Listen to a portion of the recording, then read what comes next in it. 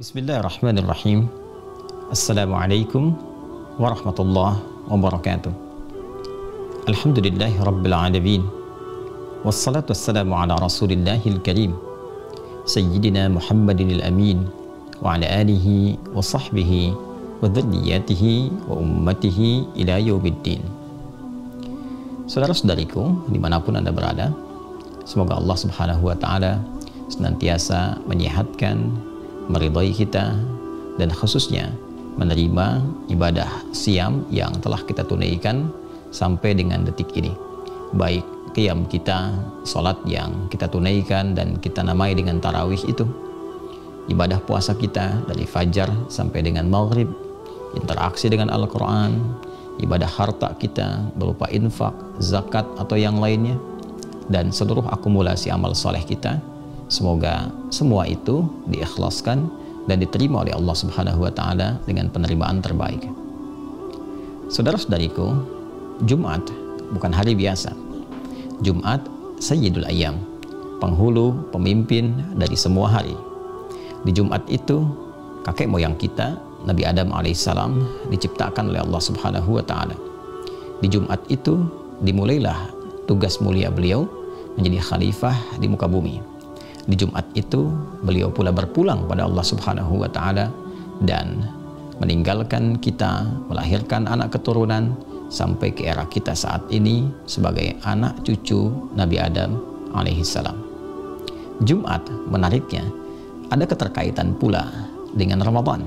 Selain tentunya ibadah yang sangat spesial, dan saking spesialnya diturunkan panggilan ibadah ini dengan penamaan surah sesuai dengan nama harinya, surah Al-Jumu'ah, surah ke-62 dalam urutan mushaf Al-Quran.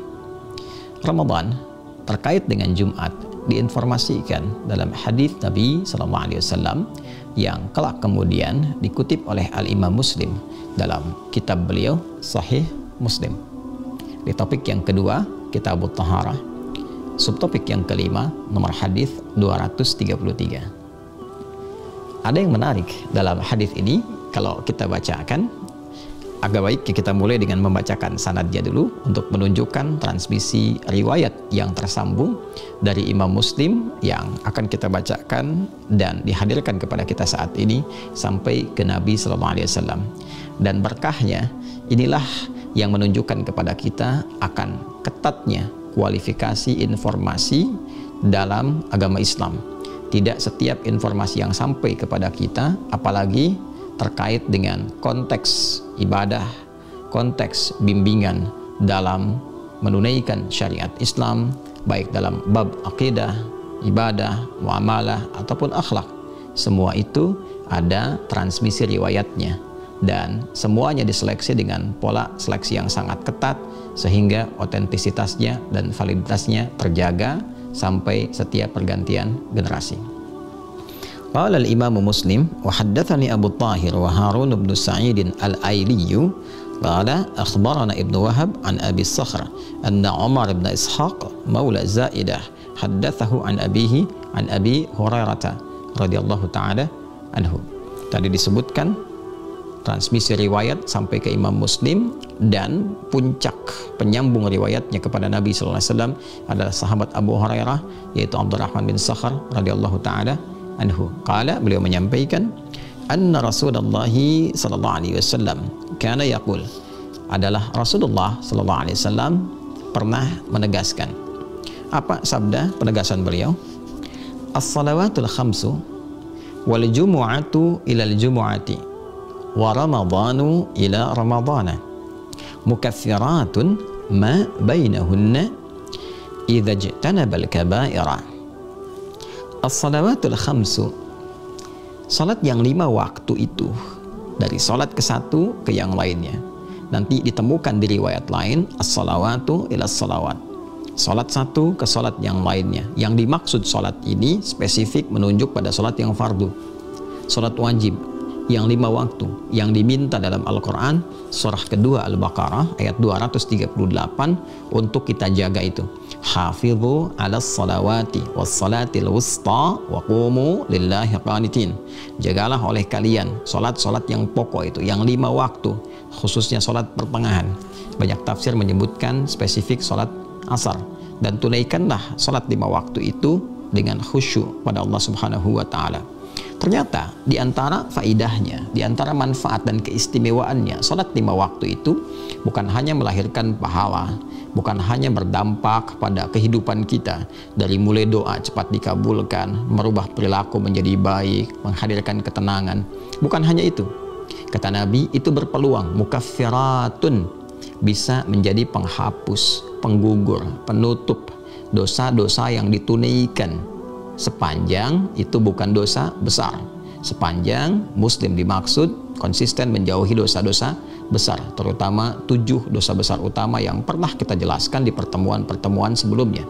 As-sab'ul mubiqat, membunuh, berzina, musyrik, dan perilaku-perilaku dosa besar yang lainnya, dia jauhi semua itu. Maka dosa-dosa kecil, ingat sekalipun kecil, tetap berdosa. Salah memandang, berucap mungkin sesuatu yang tidak baik, kemudian mendengar sesuatu yang tidak dibenarkan untuk didengar. Berapa kali kita berinteraksi dengan gambar-gambar, video, bahkan dalam grup-grup obrolan di media sosial dan seterusnya, berpotensi ada hal-hal yang keliru untuk dilakukan. Ternyata menariknya, sholat 5 waktu dari satu sholat ke yang lainnya, subuh ke zuhur, zuhur ke asar, asar ke maghrib, sampai dengan ke isya dan ke subuh lagi. Bila terjadi di situ potensi berbuat keliru, maka sholat ini secara otomatis akan menggugurkan, menghapuskan dosa-dosa atau potensi-potensi kesalahan yang terjadi antara selang waktu sholat. Subuh ke zuhur, siapa yang tidak punya dosa? Zuhur ke asar, siapa yang tidak berbuat salah? Asar ke maghrib, dalam situasi saat ini, siapa pula yang tidak melakukan pelanggaran? Mungkin saja ada salah lihat, salah dengar, salah ucap, dan sebagainya. Sholat yang ditunaikan, yang fardu itu otomatis menghapuskannya, sepanjang bukan dosa-dosa besar, sepanjang bukan terkait dengan hak adami seperti utang dan turunan-turunan yang lainnya. Maka itu diantara faedah sholat fardu, bila benar sholat ditunaikan dengan penuh keikhlasan dan khusyuk karena Allah Subhanahu wa Ta'ala. Kemudian yang kedua, ada yang menarik, al-jumu'atu ilal jumu'ah, Jumat ke Jumat. Bila tadi waktunya harian, ada 5 perubahan waktu dari sehari. Sehari itu, dalam sehari ada 5 perubahan waktu, dari mulai subuh menjelang ke pagi, paginya sabah, subuh awal pagi, sabah ke pagi, sampai siang, nahar. Kemudian sampai ke sore, masa, sampai ke maghrib, sampai ke isya, lail, malam. Setiap pergantian ini ada peluang-peluang besar yang menggugurkan kesalahan-kesalahan kita, sehingga bisa menutup dan menghilangkan peluang-peluang kotor yang melekat pada jiwa kita sebelum kembali pada Allah Subhanahu wa Ta'ala. Akumulasi dari harian ini ada pekanan. Nah, setiap pekan itu bertemulah Jumat ke Jumat, kata Nabi. Ini menarik sekali. Ditemukan waktunya, ditetapkan di hari yang istimewa, yang mulia, awal tugasnya Nabi Adam alaihissalam. Kemudian juga awal diciptakan beliau sampai berpulangnya kepada Allah Subhanahu wa Ta'ala. Disitulah kita diminta untuk menunaikan satu ibadah spesifik yang disebut dengan ibadah salat Jumat itu. Nah, Jumat ke Jumat itu, waktu selang pekanan, juga menarik. Karena bila ada kesalahan-kesalahan yang dilakukan, dosa-dosa kecil yang dikerjakan, sekalipun kecil, ingat, tetap berdosa. Sekalipun kecil, tetap berdosa. Yang mungkin boleh jadi dirasakan terlintas, terucap, ya boleh jadi tidak ingin dilakukan itu, tapi misalnya terpaksa itu hadir dan sebagainya, walaupun tetap salah. Itu tergugurkan dari Jumat ke Jumat dengan menunaikan ibadah Jumat, berdoa kita dalam kesempatan Jumat, duduk mendengarkan khutbah dengan cara yang baik, silent, tenang, menyimak dengan sempurna, tunaikan sholat. Anda masuk Jumat tanpa mengganggu siapapun, ambil posisi yang enak, tenang, dengarkan khatib sampai dengan tuntas, selesai, berdoa, lantas kemudian salat Jumat, selesai pulang. Itu yang diisyaratkan Nabi Sallallahu Alaihi Wasallam, berpotensi mendapatkan ampunan Allah Subhanahu wa Ta'ala setidaknya dalam penjagaan selama sepekan. Bahkan nanti ada riwayat menyebutkan dan dijaga setidaknya dalam waktu yang tersingkatnya 3 hari ke depan, agar dia konsisten dalam kebaikan dan kemudian bisa membiasakan itu baik sampai berpulang kembali kepada Allah Subhanahu wa Ta'ala. Akumulasi dari pekanan itu akan melahirkan bulan, dan bulan ke bulan bertemu dengan tahun. Maka Nabi menyebutkan wa ramadhanu ila ramadhan. Ramadan bertemu dengan Ramadan lagi. Nah, bukankah dari Ramadan ke Ramadan itu berjumpa selama setahun? Ramadan ke Ramadan. Maka dari satu bulan Ramadan bertemu dengan Ramadan berikutnya. Dan Masya Allah, menunaikan ibadah di bulan Ramadan itu dengan baik, dengan benar, dengan sempurna, siamnya, qiyamnya, doanya, istighfarnya, itu bisa berpotensi menggugurkan setidaknya paling sedikit dosa setahun yang sebelumnya, Ramadan ke Ramadan. Maka beruntunglah orang yang bertemu dengan Ramadan, bertemu lagi Ramadan, bertemu lagi Ramadan. Jika benar dalam Ramadannya dia bertobat, dalam Ramadannya dia bermohon ampunan Allah Subhanahu wa Ta'ala, berdoa kebaikan-kebaikan, meningkatkan amal solehnya, maka mukaffiratun itu akan berpotensi untuk menjadi penghapus, penghilang, penutup dosa-dosa yang ia kerjakan secara otomatis. Ramadan bertemu dengan Ramadan lagi, akumulasi selama setahun itu, kesalahan-kesalahan itu dihapuskan oleh Allah Subhanahu wa Ta'ala, sepanjang bukan dosa-dosa yang besar yang harus ditaubati secara khusus, secara spesifik. Karena itulah ciri khas orang-orang yang oleh Allah Subhanahu wa Ta'ala dihapuskan kesalahan-kesalahan kecilnya yang melekat mungkin di mata, di telinga, di lisan sampai ke ujung kaki, maka akan terasa transformasi perilaku dari organ-organ tubuh yang melekat itu. Ada perubahan pada organ tubuhnya, pada perilakunya. Maka kalau sudah dihapuskan oleh Allah, ditutup mata, terbiasa memandang yang baik lagi. Yang tak baik tak mau dia pandang. Telinga terbiasa mendengar yang baik, yang tak baik dia akan palingkan. Itulah ciri orang yang oleh Allah Subhanahu wa Ta'ala dijaga dalam kemuliaan, sehingga terhapus kesalahan-kesalahan yang berpotensi terjadi pada bagian-bagian anggota tubuhnya yang digunakan berinteraksi. Apa kaitan Jumat dengan Ramadan? Yang menarik, 3 bagian ini bahkan bertemu sekarang di satu waktu. Salat 5 waktu sekarang kita kerjakan, dan spesifik waktunya sekarang berada di Ramadan. Jumatnya bukan Jumat biasa, tapi Jumat sekarang berada di Ramadan. Dan Ramadan ke Ramadan, sekarang kita sedang berada di bulan Ramadan ya. Jadi 3 bagian ini, baik sholat 5 waktunya, Jumatnya, Ramadannya, sekarang berkumpul di satu waktu. Karena itulah orang-orang yang mendapati Ramadan sangat beruntung. Karena akumulasi semua potensi ampunan itu terjadi di waktu yang bersamaan. Itulah sebabnya Nabi SAW menekankan dalam sabdanya yang lain. Dan ini sangat viral sekali, sampai Al-Imam Al-Bukhari pun memasukkan hadis ini dalam topik iman. Di topik yang kedua, Kitabul Iman, nomor hadis yang ke-38. Tegas beliau mengatakan, mengutip hadis Nabi SAW, qala Rasulullah SAW, man shama ramadhana imanan wahtisaban ghafira lahu ma taqaddama min dhanbih.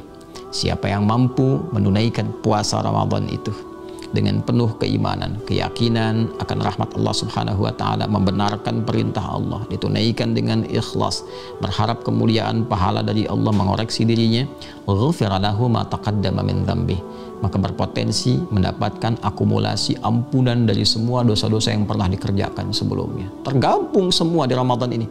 Karena itu salat kita meningkat, kemudian doa kita meningkat, kemudian juga ibadah kita meningkat. Maka bukan hanya setahun, bukan hanya per hari, bukan hanya per pekan, tapi seluruh dosa yang pernah dikerjakan selama berkehidupan, sepanjang itu ditaubati, sepanjang itu kemudian disesali, bermohon ampunan kepada Allah, meningkatkan ibadah. Kata Nabi, Ramadan mengakumulasikan keseluruhannya.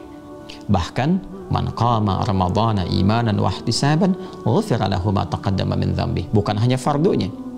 Kalau yang tadi di luar Ramadan, salat fardu dari subuh, zuhur, asar, maghrib, isya, selang setiap waktunya berpotensi menghapuskan kesalahan-kesalahan minor yang kecil. Tapi saat Ramadan, jangankan yang fardu, yang sunnah pun itu berpotensi menghadirkan peluang ampunan Allah Subhanahu wa Ta'ala. Saudara-saudariku, sekarang kita berada di hari yang istimewanya, Jumat. Maka waktunya bertemu, salatnya ada, Jumatnya ada, Ramadannya ada. Maka tidak ada peluang terbaik kecuali memanfaatkan semua ini untuk mengarahkan semua fokus kepada Allah, baik meningkatkan ibadah, ritual kita, bacaan Al-Quran, salawat kepada Nabi SAW, meningkatkan interaksi kita dengan amal-amal saleh, baik infaknya, ibadah harta, interaksi dengan Al-Qurannya, munajat doa kita, Dan Jumat adalah waktu terbaik untuk kita bermohon pada Allah Subhanahu wa taala.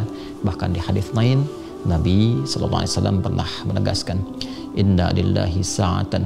Sungguh Allah Subhanahu wa taala menyediakan satu waktu yang sangat singkat sekali, fi yaumil jumu'ati atau kama qala Rasulullah sallallahu alaihi wasallam, di hari Jumat itu, yang jika seorang hamba bermohon bersamaan dengan di waktu itu, maka berpotensi doanya segera terkabul sepanjang itu bermaslahat untuknya. Dan banyak riwayat menyebutkan itu waktu singkat, jedanya di akhir asar menjelang maghrib. Boleh jadi inilah saatnya kita bisa bermohon, ini saatnya kita berdoa, dan mudah-mudahan doa kita di Jumat ini diterima oleh Allah Subhanahu wa taala. Allahumma nahmaduka hamdan syakirin kama 'allamtana an nahmadak, wa nashkuruka syukran kama 'allamtana an nashkurak. Antal muqaddim antal muakhir biyadikal khair innaka ala kulli syai'in qadir. Allahumma inna nas'aluka khaira ma sa'alaka habibukal mustafa sayyidina Muhammad sallallahu alaihi wasallam, wa na'udzubika min kulli ma sta'adha bika anhu habibukal mustafa sayyidina Muhammad sallallahu alaihi wasallam. Allahumma kfina bihalalika an haramik, wa aghnina bi ta'atika an ma'siyatik, wa bi fadlika amman siwak. Allahumma ij'alna min ahli al-Qur'an, waj'al al-Qur'ana sahiban lana fid dunya wa syafi'an lana fil akhirati ya arhamar rahimin. Allahumma ati anfusana taqwaha wa zakkiha anta khairu man zakkaha anta waliyuha maulaha.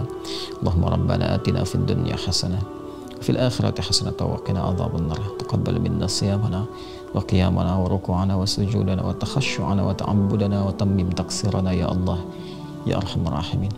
Wa sallallahu ala sayyidina Muhammad wa ala alihi wa sahbihi ajma'in. Subhanakallahumma wa bihamdika nashhadu an la ilaha illa anta nastaghfiruka wa natubu ilaik. Walhamdulillahi rabbil alamin. Assalamualaikum warahmatullahi wabarakatuh.